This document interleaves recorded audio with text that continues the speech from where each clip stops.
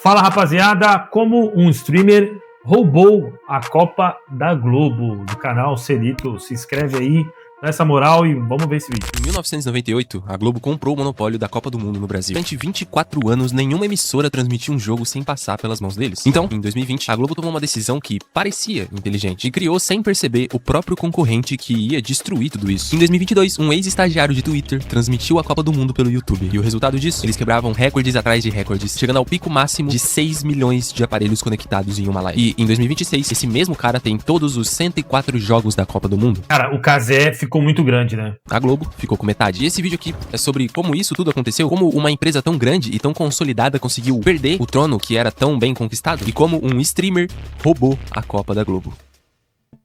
Forte, hein? Olá, amigos! Como você já deve ter percebido, esse vídeo aqui vai ser no formato antigo, porque eu me encontro meio doentinho, mas acho que vocês até gostam disso, né? Enfim, falando sobre Copa do Mundo, onde você vai assistir a Copa? Se a resposta for na Globo, sinto em te informar, você vai perder metade dos jogos. Se a resposta for no YouTube, é bom você saber que pode ser que você ouça um vizinho gritar gol 30 segundos antes de você ver a bola entrar. Se a resposta for no SBT, beleza, mas eles também não têm todos os jogos. Se você não fazia a menor ideia de nada disso, esse vídeo... Cara, isso ficou uma coisa tão irritante, porque assim, nos anos 2000, eu lembro de você ir ou assistir o jogo na Globo ou numa outra emissora, ou era no rádio.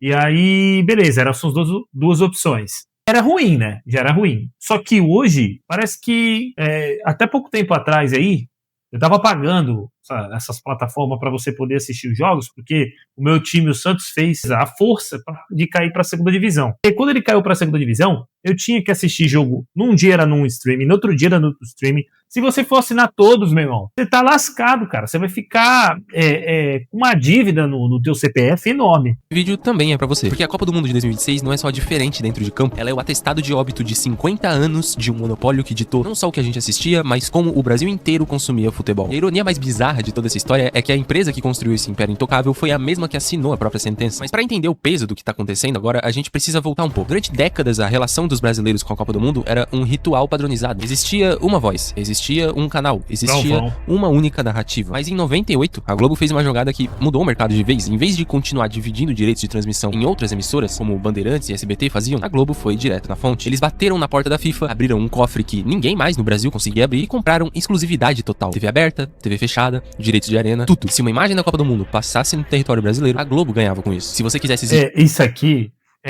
a Globo é muito forte, né? A Globo é muito forte. Hoje você entende por que Jorge Igor, uma galera, quando a Globo chama, faz assim, ó, tá todo mundo lá, entendeu? Tá todo mundo lá, porque rola muita grana. Só que, acredito que nesse vídeo eles devam mostrar. A Globo foi o principal pilar de impulsionar a Cazé TV, né? E depois outras. Aí ela veio correr atrás do prejuízo, lançando a GE TV, cara.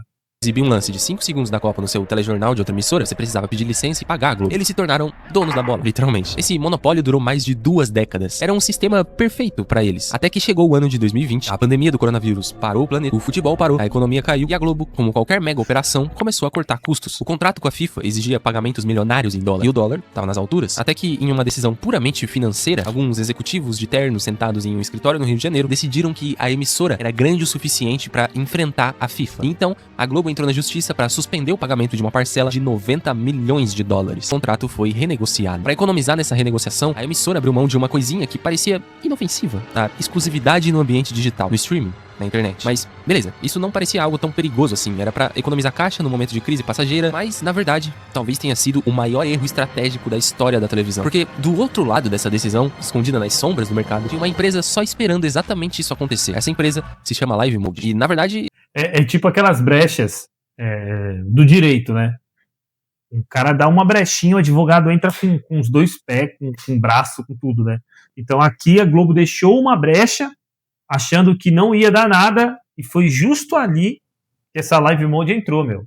E eles não são novatos. Os fundadores são os mesmos que criaram o antigo canal Esporte Interativo, que por anos tentou bater de frente com o Sport TV da Globo e acabou sendo sufocado pelo sistema das operadoras de TV a cabo que a Globo controlava. Então eles tinham uma dívida antiga com esse modelo e agora tinham uma brecha. A FIFA tinha um pacote de 22 jogos da Copa do Catar de 2022 que não conseguia vender pra ninguém no Brasil, até que chega a Live Mode e compra eles. Mas eles não tinham uma emissora de TV, não tinham antenas, não tinham um público de mídia tradicional criado. Eles tinham algo diferente e talvez o mais poderoso, eles tinham a internet. E precisavam de um rosto pra isso. Não foram atrás de um jornalista, eles foram atrás de de um gordinho de óculos vascaíno que tinha começado a sua carreira como estagiário gerenciando o Twitter do próprio Esporte Interativo em 2014. Calma aí que eu não tô querendo elogiar ele batendo, mas isso só mostra a volta por cima gigantesca que o Casemiro deu. Ele cresceu fazendo lives de madrugada na Twitch durante a pandemia e construiu algo que a TV talvez nunca tenha entendido e nunca vai entender como replicar. Uma audiência que sentia que estava assistindo futebol com um amigo, não sendo apresentada por autoridades intocáveis. Esse cara era o Casemiro, o Luiz e os demais originários da Cazé TV. Quando a Live Mode e o Cazé lançam a Cazé TV... Isso fez muita diferença. Isso faz muita diferença ainda hoje, né?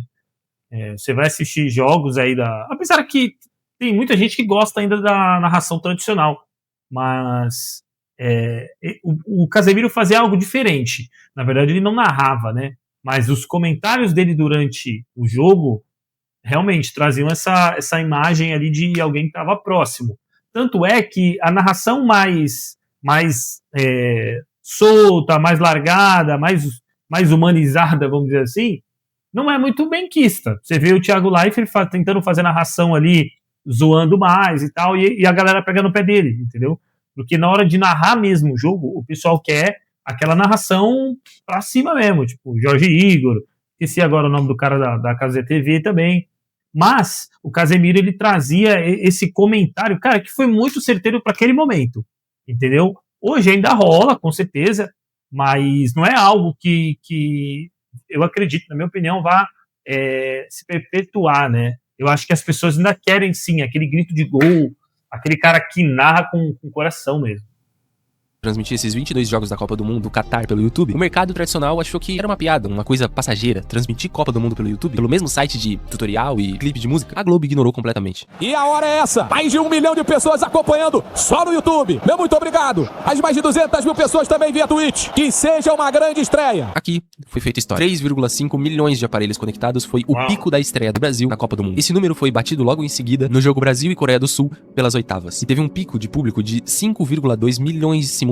O que seria o recorde se não fosse o próximo jogo, a fatídica eliminação contra a Croácia, que teve o recorde de 6 milhões de pessoas. E vale deixar a ressalva que acho que esse recorde será batido de novo por eles mesmos. A Globo, que passou 20 anos construindo um monopólio perfeito, assistiu impotente o concorrente que ela mesma autorizou a nascer quebrar recorde atrás de recorde. A atenção do brasileiro mudou de tela, e os executivos que queriam economizar na renegociação com a FIFA em 2020, de repente entenderam o tamanho do que tinham entregado de bandeja. A Globo deve se arrepender. Mas beleza, sim, 2022 foi um...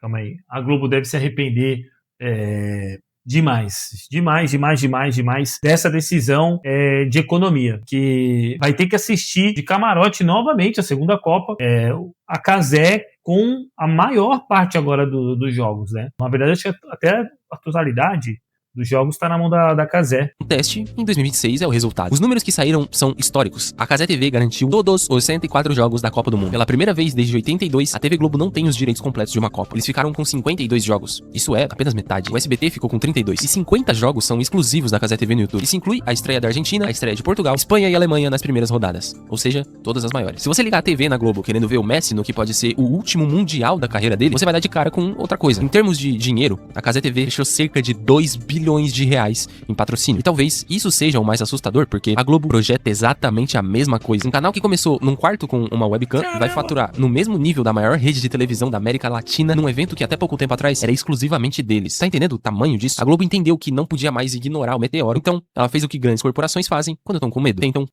A Cazé, então, conseguiu de patrocínio a mesma coisa que a Globo. Pesado, hein? Copiar o que tá dando certo. E é disso que alguns meses atrás nasce a GETV, com a mesma linguagem da Cazé TV, o mesmo estilo de criar conteúdo, a mesma sacada informal de transmissão. A dona do padrão Globo de qualidade se rebaixou a imitar a estética de um canal do YouTube que ela ajudou a criar, mas copiar o formato não resolve o problema técnico central. E é aqui que a guerra fica interessante. A Globo percebeu que tem uma única vantagem contra o streaming que nenhum dinheiro resolve: a física. O delay. A TV aberta com antena tem cerca de 1,24 segundos de atraso em relação ao tempo real, ao que acontece lá na partida. O streaming, por causa do processamento de dados pela internet, pode variar entre 15, 30 ou até 60 segundos, dependendo da sua internet. Em uma Copa do Mundo, 30 segundos é a diferença entre a glória e tomar spoiler pelo WhatsApp, ou até mesmo ouvir seus vizinhos gritarem gol antes da hora. Vendo isso acontecer, a Globo e outras emissoras lançam uma campanha nacional incentivando as pessoas a comprarem antenas digitais para assistir a Copa sem delay. Em 2026, a maior emissora de tecnologia do país pedindo para você botar uma antena de metal na janela para não perder o gol. Brasil jogando, Campeonato Brasileiro vai rolar, último jogo de Campeonato Brasileiro antes da Copa do Mundo.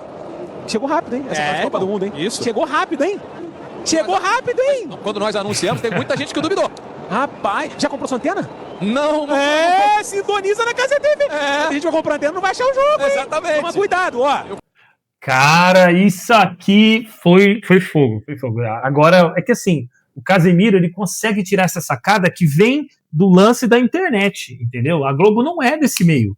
E aí ele consegue pegar, dar uma cutucada na Globo, né, fazer a propaganda dele e deu uma nas pernas da Globo, né? Dizendo, ó, você pode ter antena, você vai ver o jogo o mais rápido possível, mas tem jogo que vocês não vão ver, entendeu? E aí, com atraso ou sem atraso, é na Casa TV, cara. Eu comprei a antena do 5G. Né? O problema não é só o delay. O problema é que a Globo simplesmente não tem metade dos jogos. Isso sem falar em conquistar o público. As pessoas hoje se identificam muito mais com o estilo informal e as personalidades da Casa TV do que com as da Globo. Até porque o Galvão Bueno não faz mais parte. E no meio desse fogo cruzado, a Globo tomou uma decisão que, pra mim, resume esse momento melhor do que qualquer análise do mercado. Eles contratam a Virgínia Fonseca como repórter especial pra Copa do Mundo. A proposta da emissora é usar a conexão digital dela pra tentar pegar um público mais jovem da TV. Isso aqui, tá dando uma novidade. Eu tenho um outro vídeo aqui no canal, depois você dá uma olhadinha aí, falando da Virgínia, as polêmicas, mas a Globo tentou tirar essa carta da manga, só que, o meio jornalístico, e eu acredito que até mesmo de dentro da Globo, não tá satisfeito com essa escolha, entendeu? Só que eu acredito que foi até uma escolha de desespero ali da Globo para tentar trazer um pouco mais de hype para a emissora, né, para tentar suprir essa falta de jogos. A TV aberta já não alcança mais. E eu digo isso porque a gente já viu isso acontecer no caso do Fel. A emissora que tinha o Galvão Bueno como voz da nação por décadas, que construiu uma autoridade jornalística baseada em repórteres internacionais e estrutura milionária, agora contrata influencer pra tentar competir com o YouTube por atenção. Não é porque a Globo ficou burra de uma hora pra outra. Executivos não ficam burros. É porque as regras do jogo mudaram. E quem entendeu o novo algoritmo, ou lançou ele, antes de todo mundo, foi a Casa TV. Eles não podem e não conseguem se comparar à internet atualmente. E digo isso com muita tranquilidade. Nenhuma emissora consegue. Tanto que a GE.TV não vai transmitir os jogos no YouTube. Nenhuma outra, além da Casa TV, vai. Isso porque eles chegaram atrasados pra briga. E sendo bem sincero sobre o delay, em 2022 eu assisti a Copa inteira pela Casa TV e esse ano pretendo fazer o mesmo. Não foi algo que atrapalhou a minha experiência, mas aí eu digo baseado no que eu vivi. Sei que é pai, eu vi outros comemorando antes. Enfim, a guerra aqui já tá perdida. Falando em questões futebolísticas, estamos assistindo ano após ano a Globo perder de todos os jeitos possíveis.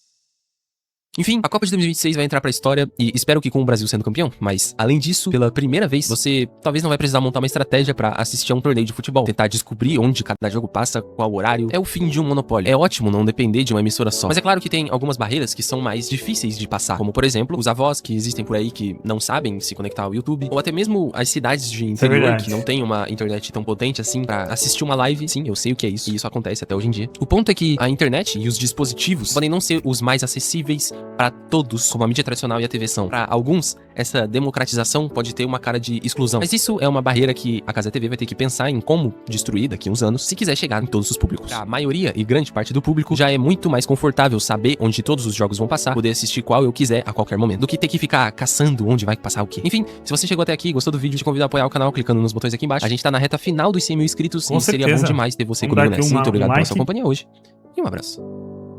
Assim, rapaziada, realmente, a Globo acho que ficou no consciente coletivo de muita programação bacana que teve, enfim, de muita coisa boa que nos anos 90, nos anos 2000, a Globo fez, e muitos momentos históricos, até do futebol, inclusive, passaram pela Globo. Só que a Globo de uns anos pra cá vem cada vez mais sendo hateada pelo público, né? Odiada pelo público por inúmeros posicionamentos políticos, ações, enfim, se afastando. Ela veio se afastando do público. E aí, quando ela soltou uma corda que ela achou que não ia dar em nada, a internet, que veio engolindo, né, os meios de comunicação, mostrou para ela que a internet sim é um braço muito forte da comunicação no Brasil. E aí ela tentou acordar, tentou reagir, mas para essa Copa ainda não. Eu acredito que para a próxima eles vão vir batendo forte em cima disso para tentar direitos, para tentar novamente tomar o monopólio de tudo. Aí seja na comunicação convencional, tradicional, né, só TVzinha em casa, quanto também com a questão da internet.